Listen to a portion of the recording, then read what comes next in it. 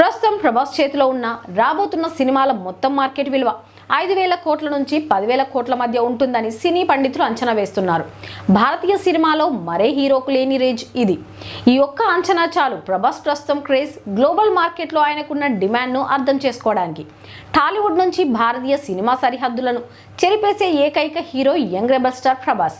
ప్రభాస్తో ఏ సినిమా తీసినా నిర్మాతలకు మినిమం గ్యారంటీ అనేలా ఇప్పుడు బాక్స్ ఆఫీస్ను షేక్ చేస్తున్నారు. బాహుబలితో వచ్చిన ఈ స్టార్డమ్ కారణంగా ఆయన సినిమాలు ఆలస్యమైన క్రేజ్ మాత్రం తగ్గడం లేదు. ట్రేడ్ సర్కిల్స్లో ప్రస్తుతం ప్రభాస్ పై జరుగుతున్న బిజినెస్ అంచనాలు చూస్తే ఇండియన్ సినిమా హిస్టరీలోనే ఇది ఒక అద్భుతం అని చెప్పక తప్పదు. ప్రభాస్ చేస్తున్న ప్రతి ప్రాజెక్టు భారీ అంచనాలతో, విజనరీ డైరెక్షన్లతో కూడి ఉంది. మారుతి దర్శకత్వంలో వస్తున్న ఈ సినిమాపై అంచనాలు తారస్థాయిలో ఉన్నాయి. ఇక వచ్చే సంక్రాంతికి విడుదల కానున్న ఈ చిత్రం పాజిటివ్ టాక్ వస్తే బాక్సాఫీస్ వద్ద 800 నుంచి 1000 కోట్లకు పైగా కలెక్షన్స్ సాధించడం ఖాయమని ట్రేడ్ వర్గాలు ధీమా వ్యక్తం చేస్తున్నాయి.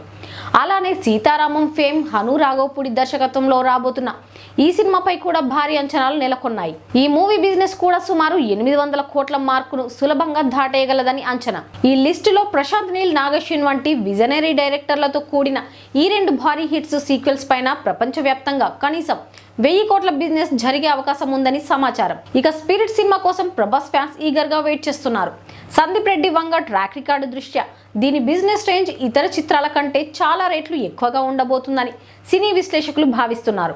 ప్రభాస్ కేవలం ఒక హీరో కాదు, ఆయన ఇమేజ్ ఇండియన్ సినిమాకు ఒక బ్రాండ్.